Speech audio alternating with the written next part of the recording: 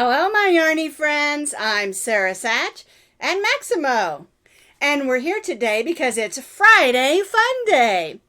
And Maximo is modeling what we're going to make today. Now, I designed this skull collar, I want to say back in 2010 or 2012 when we first got Maximo. Maximo's almost 15 years old. Isn't he beautiful for a 15-year-old? Because you know that makes him in his 90s, right? Well, he's modeling it, and it's a really fun pattern. And the neat thing about it is, let me slide this off. That's my good boy. I'm going to put you down. You can go get on your bed now. And the neat thing about this is it is made with a tie.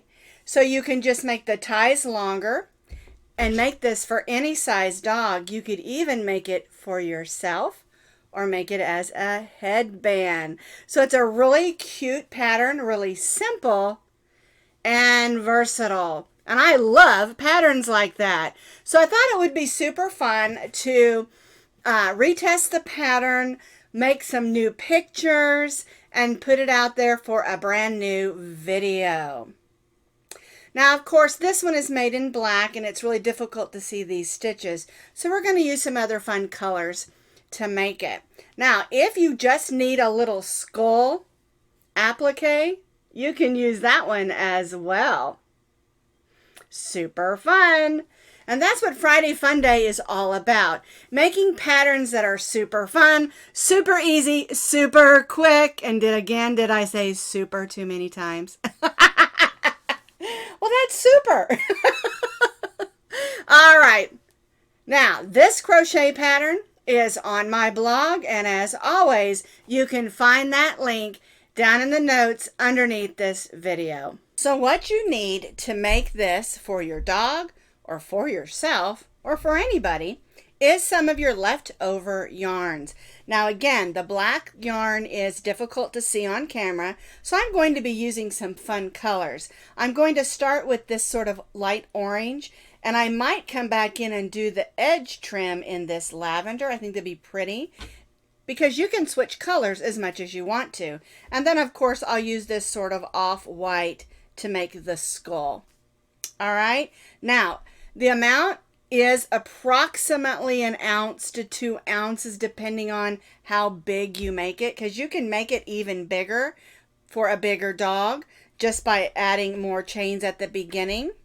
And the way that works is if you make the pattern according to as it is written, it measures about 9 inches, this particular portion, not the ties. So if you want it to be bigger, you just add 3 chains per inch. Okay, so we're going to be stitching with our H hook, 5.0 millimeters. You need a needle for weaving in ends and sewing on the face on your skull, as well as attaching it to our collar.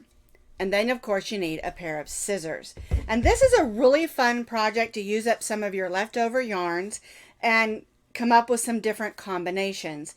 And I just also wanted to say that these are acrylic yarns, medium weight number 4. If you've got some leftover cottons you want to use, you can use those too. The fiber doesn't really matter as long as it's a medium weight number 4 yarn.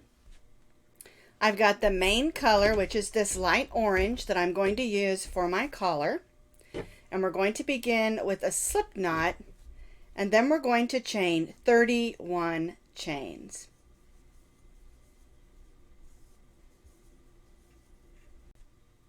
I have chained 31 chains. Now we're going to stitch a half double crochet in the second chain from the hook. So we yarn over, we go in, we pull up a loop, yarn over, and go through all 3 loops. And now we're going to stitch a half double crochet in each of those chains across.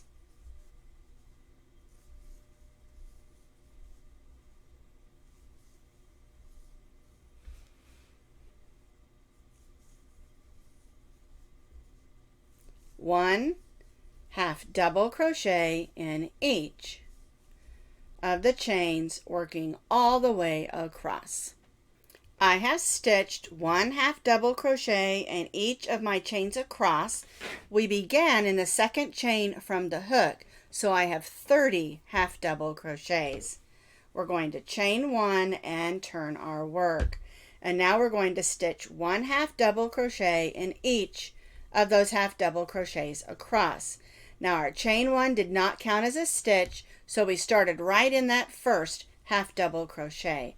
And we'll stitch 1 half double crochet in each of the half double crochets across.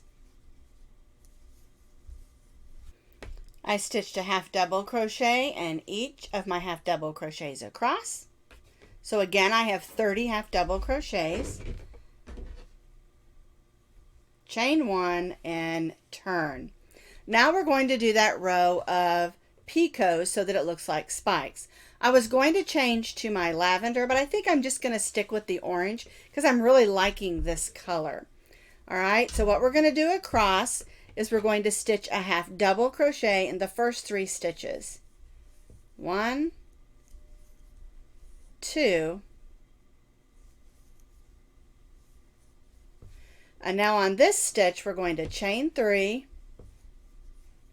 We're going to join to the top, and I like to go through both those loops with a slip stitch. That's our picot, and then we'll stitch 1 half double crochet in the next 3 stitches.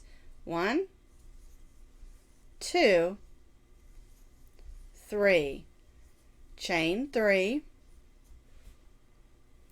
join with a slip stitch to the top of that last half double crochet and repeat. And then we're going to do this all the way across. So 1, 2, 3, chain 3, slip stitch in the top of that last half double crochet and repeat.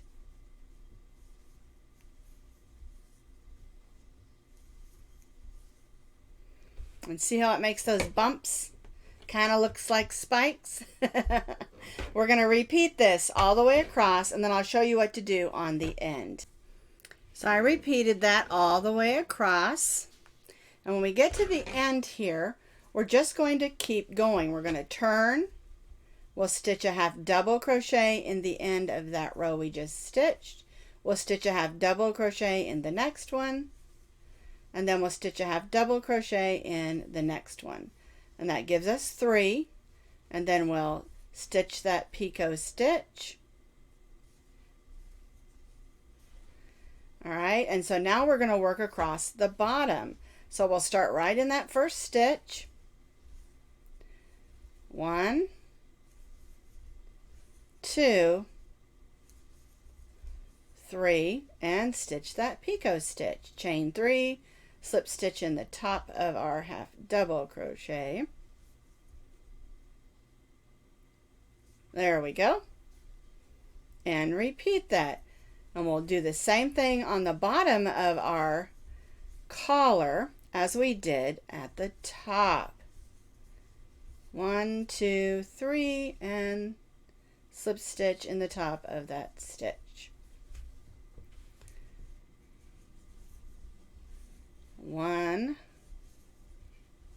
oops, get in there. 2 and 3, chain 3 and slip stitch in the top of our half double crochet stitch. All right, so we just placed 3 half double crochets on the end basically, and then we started with our picot in that last half double crochet, and now we're moving across the bottom of our collar. So I completed this side stitching 3 half double crochets picot all the way across. I ended with my picot, 3 half double crochets on this end, a picot, and then joined to my first half double crochet. And now we're going to cut our yarn. And we'll grab that loop and pull it to the back. There we go. And tie off to the back. All right, so we have 2 ends we have to weave in. So I took a couple seconds. I went ahead and weaved those ends in on the back so they're all taken care of. And now we're going to make a tie for each end. So we're going to grab our yarn. We're going to go in that center half double crochet of those 3 that we stitched and join our yarn. Now I am leaving a little bit longer of a tail here. That way I've got something to really weave in so we don't lose that tie. All right. And what I do here is I go ahead and I grab both those loops and I bring it through like that. Then I'm going to drop that second loop, or I'm sorry, the second strand, and grab my working yarn, and I'm going to chain 25 chains.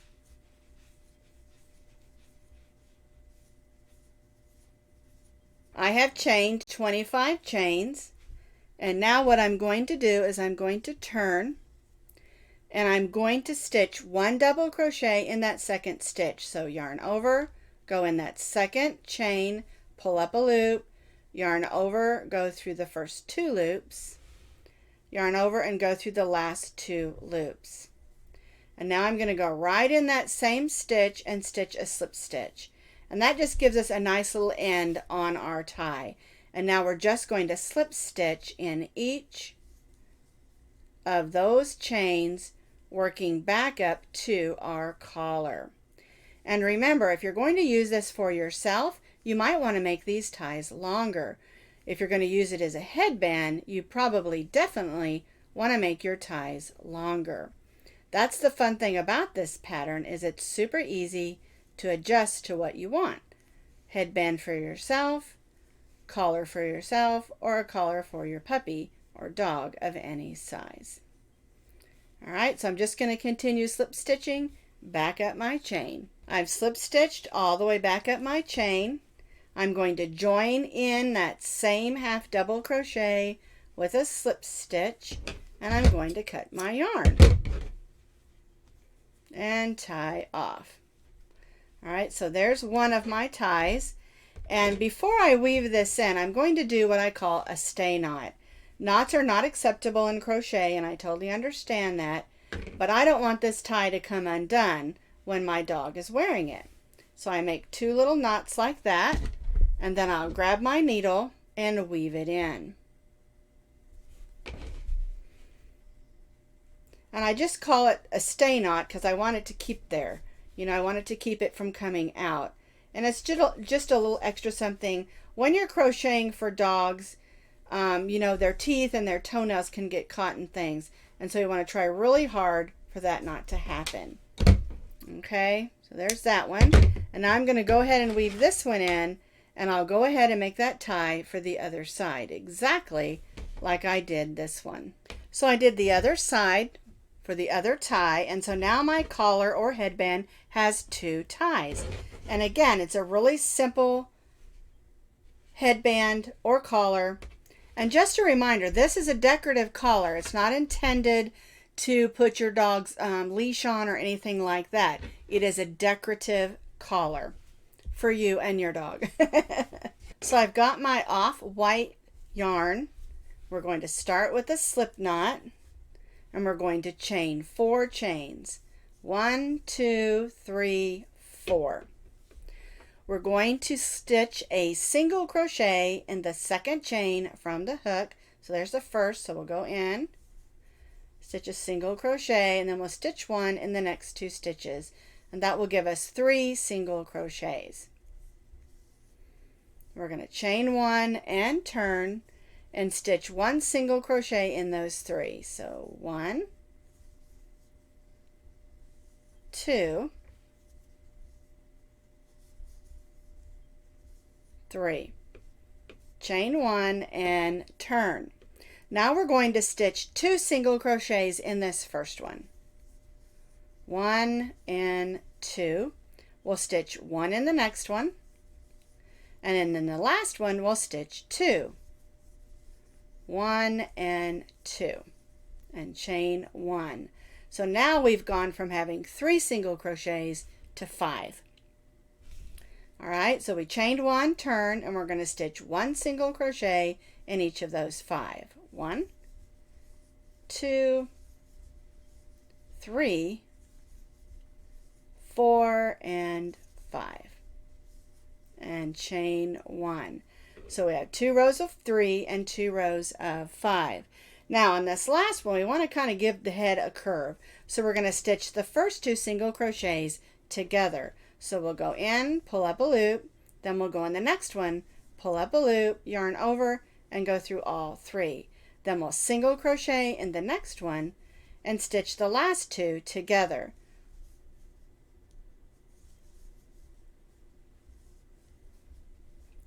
And just chain 1 for our finish. So now that's our skull. All right, we're going to tie this off, but we're going to leave about a 14 or 12 inch tail of yarn so we can weave that in later. Okay, but before we do that, we want to grab some black yarn in order to make the little features on our skull. So I have threaded about 12 inches of black yarn on my needle, and we're going to make those little faces, or the little face. And the key to getting it not to disappear is to make sure you stitch in a stitch. Okay, so I'm going to come up from behind and I'm in a stitch. I'm going to leave a little bit of a tail, and then we'll do the other eye, and it's up to you exactly your placement. You can do them way far out, or you can do them close together. So there's the eyes. And now we're going to make those 3 lines that make the mouth that look like a skeleton or skull. There we go. And no, I haven't weaved in the white one at the bottom yet. I always do that when I'm done with this portion.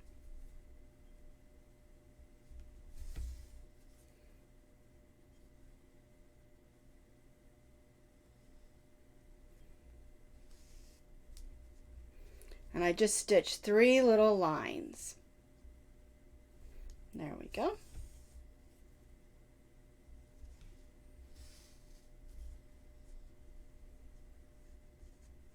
That one got a little splitty, so it looks a little bit fluffy. Let's move that over.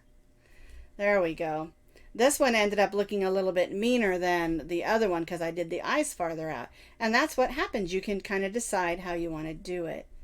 Ah, that's what it is. We've got yarn stuck in there from the back. There we go. That looks better. All right, so now we're just going to weave these in, making sure we don't go through the front. And it doesn't have to look real pretty because this is going to be covered up anyway. There we go. All right, and so now I'm going to weave in the other black one and the white one at the bottom there and just tidy it up a little bit so it looks nice and pretty. Although I don't know a skull can look pretty, but we want it to look neat. There we go. All right, and then I'll grab this end one.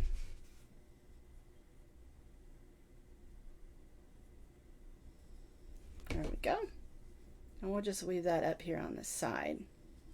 All right, so now it's time to sew that onto our headband or dog collar. So we want to center the skull, and so what I do is I fold this in half. That's the center, and then I put it on with my hand and just hold it. You can pin it there if you want. You can also measure to make sure it's where you want. Oops, where'd my needle go? But I just fold it in half and then just use my hand. Let's get that string under there. And now we're just going to stitch around the edge.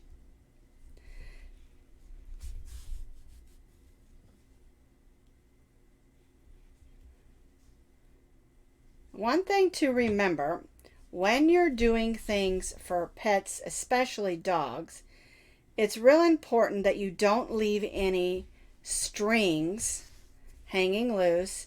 It's best not to use buttons. Unless you're really careful, because dogs are chewers, of course, and especially if your dog is a big chewer. But also their teeth and toenails can get caught in the strings of the yarn.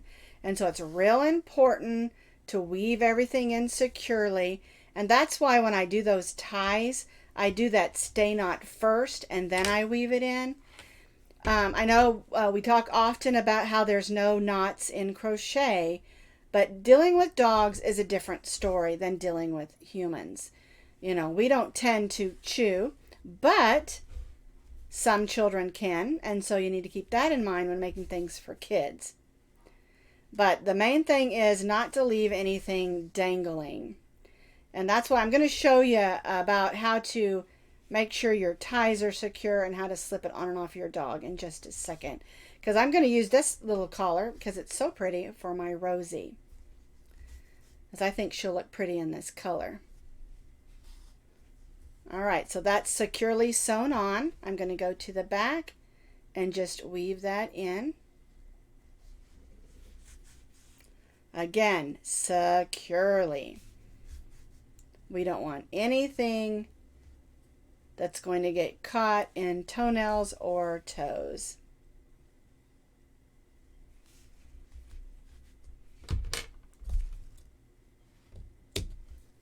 All right, now this one is all ready for Rosie to try on.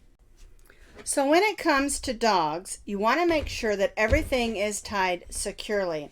And I suggest you fit this onto your dog and then tie either a knot or a bow that's not going to come out. And I sometimes tie a knot, sometimes I tie a bow, and sometimes I'll do both. But these little knobs on the end, they'll keep that from coming out. Okay? And that's going to be on the back. So, this is now ready for me to try on Rosie. So I've got Rosie here with me, and what I want to show you is how easy it is to put on once you've got it set to their next size. All right, so I'm just going to take it and slide it right over her face, and it's super easy to put on, even though I put it on upside down. So we'll do it again. See, super easy. You can leave their collar on because this is decorative. It's okay, baby. She's a little nervous. She's my nervous girl. But you can leave their collar on and just slide this on because it's decorative. And then wouldn't it be cute when kids are coming to your door for trick-or-treating or during the month walking your dog around the neighborhood and they've got this fun collar on? I think the neighbors and the kids would just love that. I know, I do. Rosie thinks it's okay too, don't you, baby? Okay. So anyway, it's super fun to make, super fun for your dogs to wear. It's also easy for you to wear. You can, like I said, make a collar for yourself, maybe wear it as a headband.